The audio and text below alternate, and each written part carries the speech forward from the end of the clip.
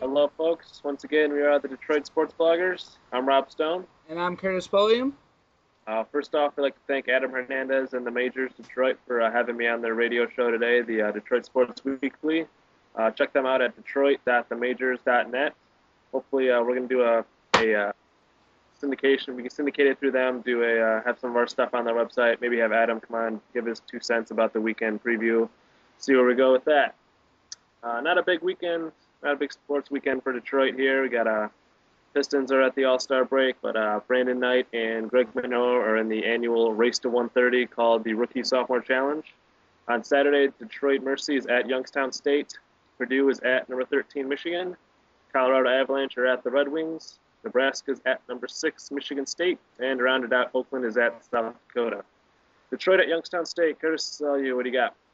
All right, well, it's a pretty big game for Detroit and Youngstown State. They are now officially tied in the standings, and the winner will get the higher seed, obviously.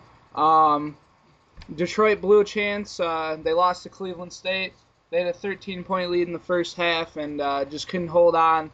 It was really hard to watch because they seemed to fall apart execution-wise down the stretch, missed free throws, and it was just bad game. They can't seem to close out games on the road. I don't know what it is, but they really need to win versus Youngstown State, and I believe they will. Um, I believe Chase Simon had a big game tonight, but I think Eli Holman will have a big game on Saturday for Detroit Mercy.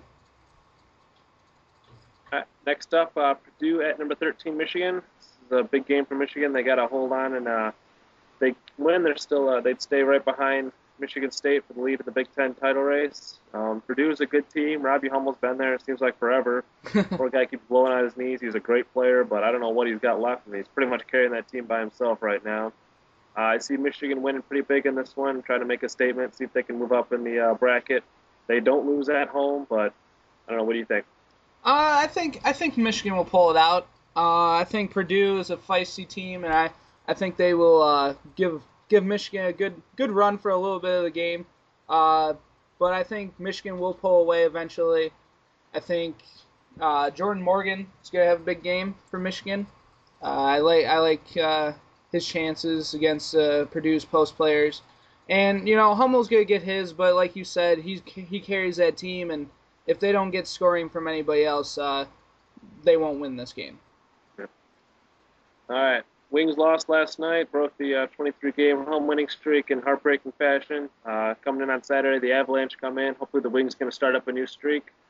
Hopefully, I see Kyle Quincy maybe get another goal against his old mates here. I think the Wings are going to pull this one off, maybe a 2-3 goal win. I think they're mad about losing the way they did, even though it was just another game to them. I still think they wanted to keep this streak going, and that was a rough way to go out. You know, I didn't like how the Wings played tonight. I mean, they got outshot, which usually doesn't happen for them, and it didn't remind me of that Calgary game that their last loss before tonight, but it just I don't know. I didn't like it. I think Quincy, that was a good goal that he had. I was worried about Burroughs in the shootout. Just before he shot that, I was like, they're gonna score here. But it comes all good streaks come to an end. But I think they'll start another one on Saturday. I mean, that third line is playing phenomenal. Applicator, Helm, and Miller. That's one of the better. That's probably their best line night in, night out, constantly. It seems like right now with Datsuk being out and the front two lines being juggled. So, I mean, they just got to keep up that. They need a top six forward, I still think, but we'll see what the trade deadline holds on Friday or on Monday. I'm sorry. I wouldn't be surprised if they did get another wing forward type player. I mean, somebody that can score to help them out, especially with Datsuk being out. Let him rest, and just kind of a low budget guy, but just somebody that can put the puck in the net. Yeah. Next, Nebraska visits number 6 Michigan State. I think it's going to be an easy win for Michigan State. They're tops in the league. They're a good football team. We'll just say that. Draymond Green's going to have another good game. Keith Appling's going to play pretty well, I think. And Adrian Payne, man, that guy keeps continuing getting better and better every night. So I think Michigan State's going to roll 10, 15 points blowout in this one. What about you?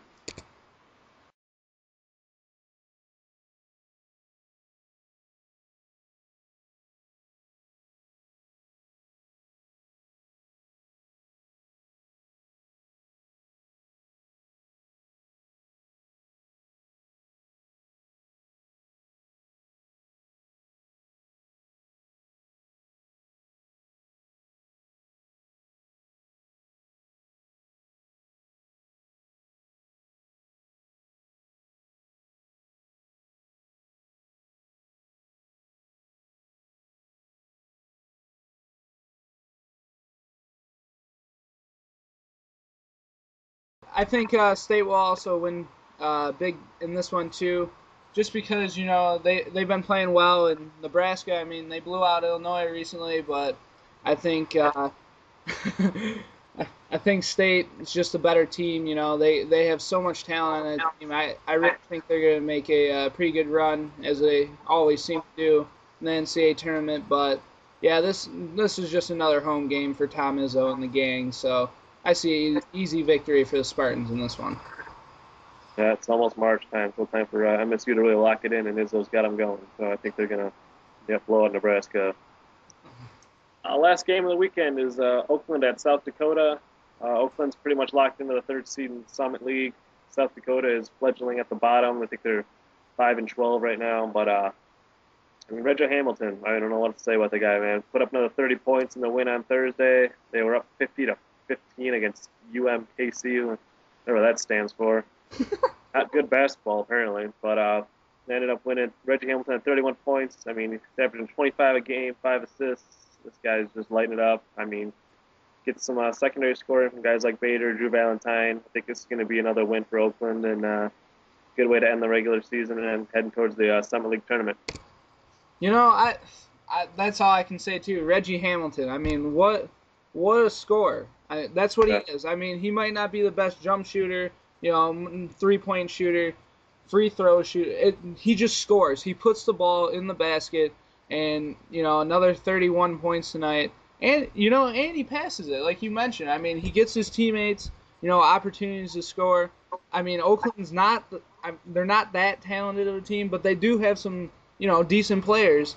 And I think they'll compete in the Summit League tournament. I don't know if I see them being Oral Roberts. It's possible if they can avoid them to the championship. I mean, like you said, they're locked in or close to the third seed. But with Reggie Hamilton, they can beat anybody in that conference for sure. And I wouldn't be surprised if they make it back to the NCAA tournament. It wouldn't be that big of a shocker to me.